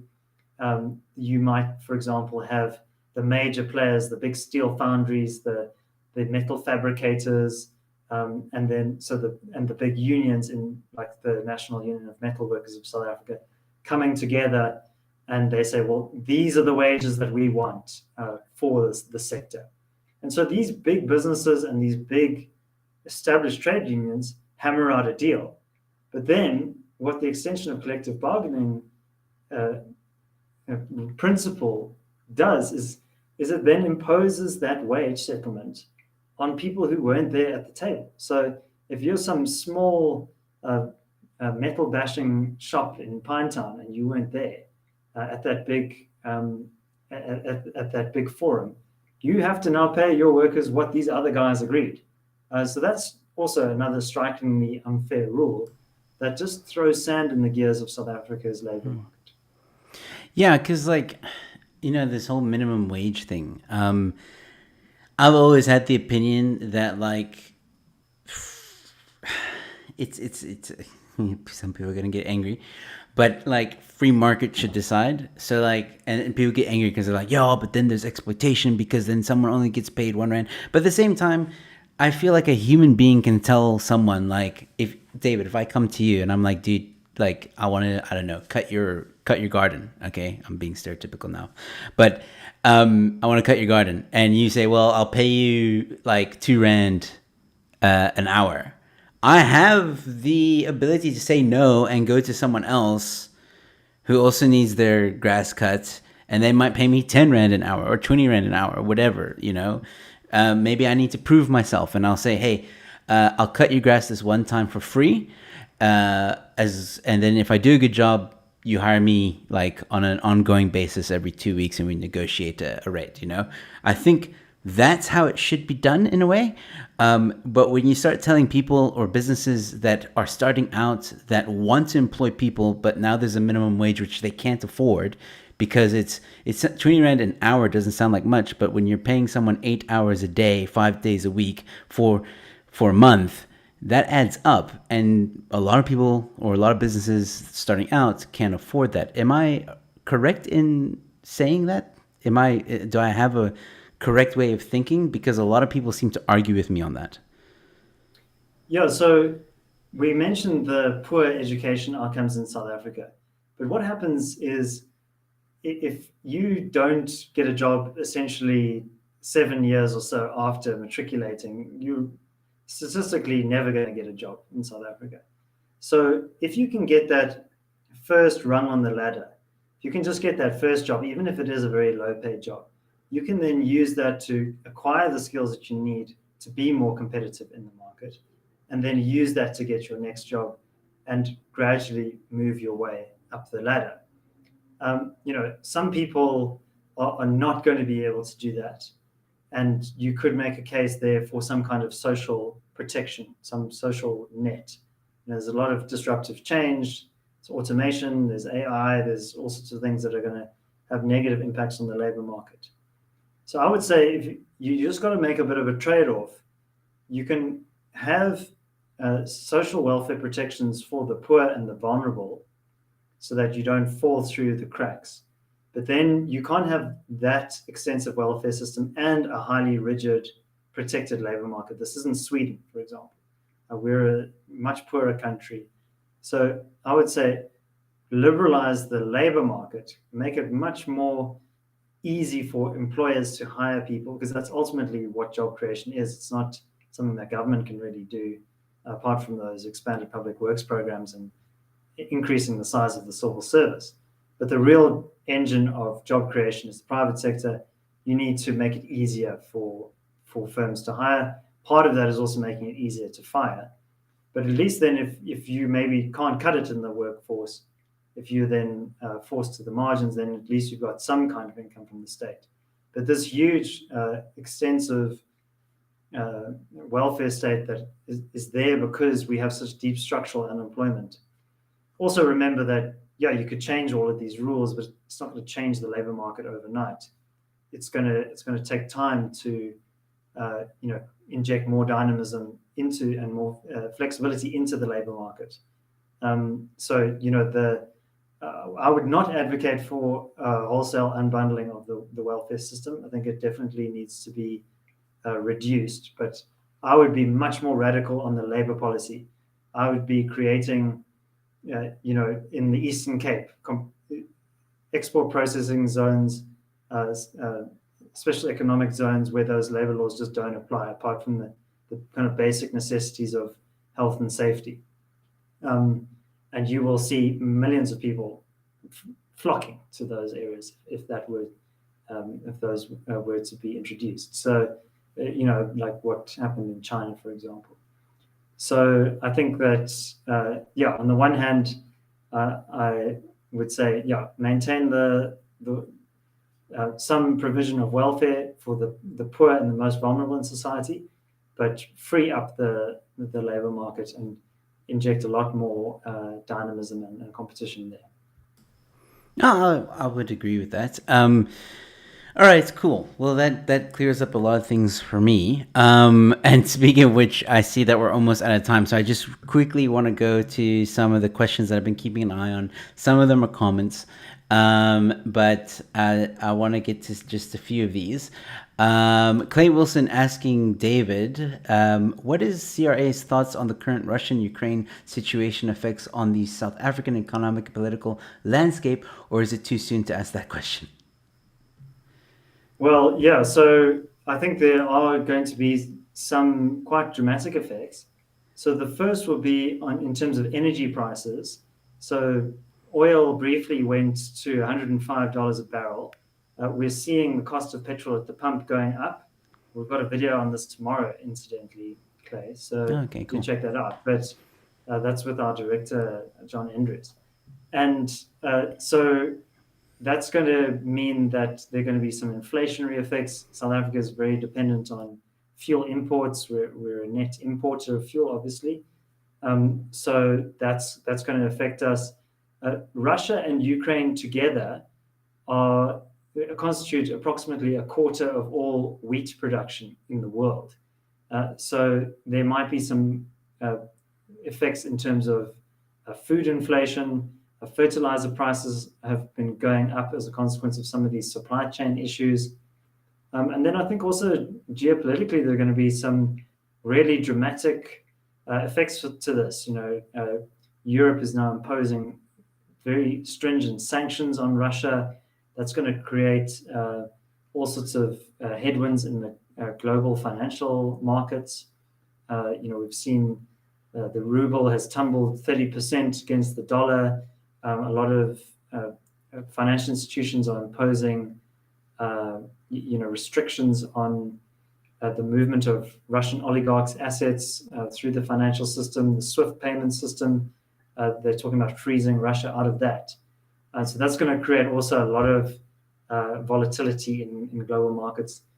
And there's been a lot of talk in developed market central banks to do what they call tapering, which is easing a lot of the stimulus that has been injected into global financial markets over the last 10 years or so.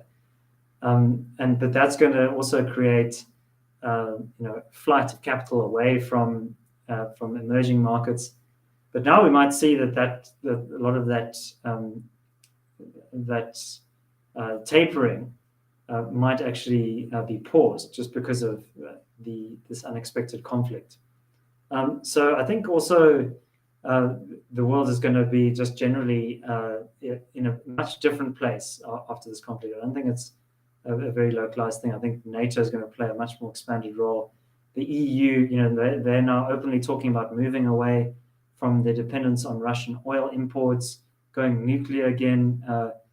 Germany has taken up a lot more of an adversarial stance in relation to Russia than it has over the last 20 or 30 years. So I think this has been a real game-changing event in the world, and South Africa is going to experience some effects from that. Do you think World War III is on the cards? Well, it depends on your definition of World War III.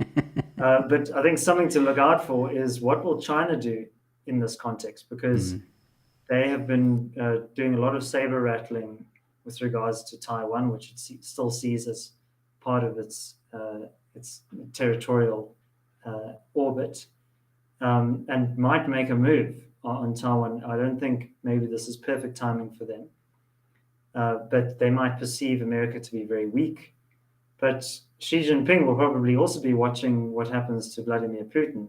Perhaps he's overplayed his hand, Putin, that is, and we're still seeing things play out in Ukraine, but it seems that he's come up against more resistance than he bargained for, and also the severity of the economic sanctions, I think, is really going to bite. So maybe Xi Jinping will be keeping an eye on how things go there. But I think also we need to just look at the role of NATO over the last decades, and I think we must question this kind of ever eastward expansion, and I think that has antagonized Russia in many respects. So yeah, I think this is not just one lone lunatic. I think he's obviously the aggressor, Vladimir Putin, and at the end of the day, it's the tanks that are rolling through a sovereign country are his. So he must bear that responsibility. But he is also perhaps responding to what he perceives as a threat from the West. So I think this has been quite a hard lesson in terms of realpolitik, in terms of trying to maintain stability, and how you do that is through the restrained demonstration of power. You need to use military power. I think this era of a kind of soft power only, that you can just negotiate your way through conflicts, I think has shown to be misplaced. And I think perhaps Europe is waking up belatedly to the fact that they also need to take their military role in the region more seriously, to act as a check against Russian aggression. Interesting analysis. I look forward to the video that you guys release tomorrow. Clay, I recommend that you make sure you catch it. And final question, because I know, like, we've spoken about this before. I know where you stand on it. But I know some of my viewers would be curious about this. So I've been asked to ask you, what is your thoughts on Cape Independence? This will be the final question, by the way. Yeah, so I mean, actually, I interviewed Phil Craig on my podcast because I wanted to hear his perspective.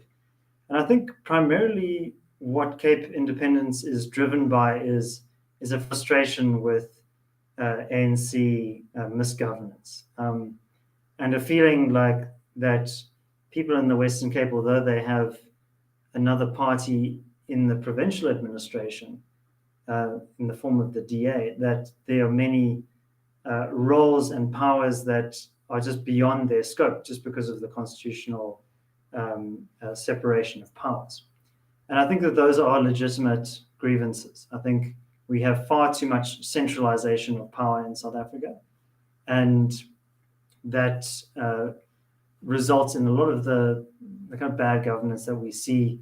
If you think of Eskom, for example, it's a vertically integrated electricity monopoly, and there's no other game in town. And South Africans are kind of held hostage to this failing state-owned enterprise, and there are countless other examples of that. So I think that those grievances are very real, and I think that the Cape Independence movement is playing an important role in animating the discussion around federalism in South Africa and decentralization of power. And that theme of decentralization is something that I've dealt with quite a lot in my podcast, which is that it's better to disperse power. It's better to rely on local knowledge that people might have at the community level about how to create more prosperous economies, more secure communities, etc. But I'm still yet to be convinced that secession is the answer. I think that a confederal solution where you have much more devolution of power to the provincial level, I think is preferable. But I also think, what is interesting and compelling about the Cape Independence guys is that getting you to think more critically about what is it that constitutes a nation state. And so what we might actually see is that the point becomes moot, that by default, South Africa starts to decentralize more, and local communities or cities start to push back against some of these governance failures. That might not come in the form of wholesale independence, but look at what the city of Cape Town is now doing. They're pushing for their own independent power producers to supply electricity directly to the municipality. That is now a regulatory window that has opened up because of the reforms that were essentially foisted upon the president when the lights were going out. So, I think that we're going to see a lot more bottom up, and I think that's certainly something to be encouraged. I would not give a full-throated endorsement of Cape independence. I would say that I would much rather see a more federal solution in South Africa, more decentralization of power. All right. I knew that was the answer, but I just wanted the viewers to hear it for themselves. And yeah, we'll see what happens. Cape Independence is having a march, organized by CIAG and supported by Freedom Front Plus DA. I'm forgetting, of course, Cape Independence Party. Will you be there at the march, David? Come on, come to Cape Town. Come visit. Come. Well, look, I'm a Joburger, so it's a bit of a stretch. Also, given my answer, I might be chased out. No. Everybody's welcome. Everybody's welcome. I'm telling you, you must come. It's a Joel, dude. It's a party. I'm sure. But I think it's also good that, I think the DA has obviously performed much better in the Western Cape, and the results speak for themselves in terms of the Auditor General reports and all that stuff. But I think the Cape Independence Movement is playing a good pressure role on the DA as well to think, how can we actually be a bit more assertive about taking on more powers for the province, not just saying, oh, well, we can't do anything about that. That's a national competency. But, like, for example, setting up these community safety groups that the new mayor has done. He's saying, well, I invite the police minister to try and stop me. And I think that's the kind of approach that we need. That's when I say, the decentralization, bottom-up approaches, that's exactly what I'm referring to. Yeah, we know that the DA also is pushing for federalism. Well, again, only time will tell. I mean, CRA seems to think that ANC will not be in power come 2024.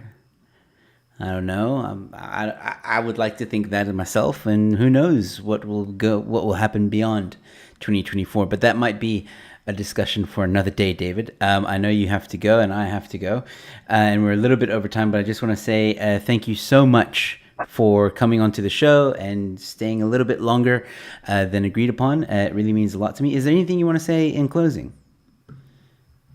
Well, I just wanted to say thanks very much for having me. I think it's always great to have a chat with you, and I think you've got some great subscribers as well who always ask such terrific questions. But yeah, I would encourage everyone to check out the CRA channel and also the Solutions podcast as well. And I think there's some really interesting, important conversations happening on those platforms. And it would be great to have you join us. Fantastic. Ladies and gentlemen, once again, you can go check out David at the CRA or on the CRA channel. Links in the description. So please go subscribe. David, once again, thank you so much. I'll chat to you soon. Thanks, Joe. Cheers, buddy. All right, ladies and gentlemen, that was David Ansara from Center for Risk Analysis and Solutions with David Ansara. Please go support him. And that was a very interesting conversation. That's why I wanted to have him on the show. This guy studies policies. He knows it. And I feel he was fair in his answers. And he told it straight. And that's why I wanted to have David on the show, as a reliable person to chat to about these things. And what do you think, ladies and gentlemen, for those of you that watch the show? Do you think the private sector is to blame for the decay of South Africa? I think David summed it up pretty nicely. I think he gave a very valid answer. Maybe the private sector is stuck between a rock and a hard place, depending on the business, depending on where it stands, depending on the size of the business and all that stuff. There's a lot to consider when we talk about this. But cronyism is definitely a problem. Corruption is definitely a problem. And at the end of the day, that all means that the ANC is the biggest problem. So, as always, ladies and gentlemen, Futsek ANC. And ladies and gentlemen, I'll be back tomorrow evening. I have an exciting show tomorrow evening before anybody goes. A panel discussion with Bongani from Action South Africa. That's right. I have a politician on the show, ladies and gentlemen. Bongani, who left the DA, went over to Action SA. And then I have John Endres, the CEO of IRR. And I have Martin van Staden from Sacherlich is going to be on the show. And what are we going to be discussing on panel night? We're going to be discussing the Zimbabwean permits that have been discontinued, for lack of a better term, and we're going to be talking about what is it everyone doing to perhaps resolve this. Is it right? And what is up with the rhetoric that Zimbabweans and foreigners are the reason why South Africans don't have jobs? We're going to be talking about that. It's going to be an interesting discussion, ladies and gentlemen. Please tune into that 8 p.m. tomorrow evening. It's going to be a lot of fun, and we'll probably talk about some other stuff as well, but it will mainly focus around that subject. It will mainly focus around that subject. Anyway, I gotta go, ladies and gentlemen. Thank you so much for tuning in. Thank you guys so much for the likes, for the views, for the comments, for the questions. You guys are amazing. Thank you so much. I'll be back tomorrow evening, 7 p.m.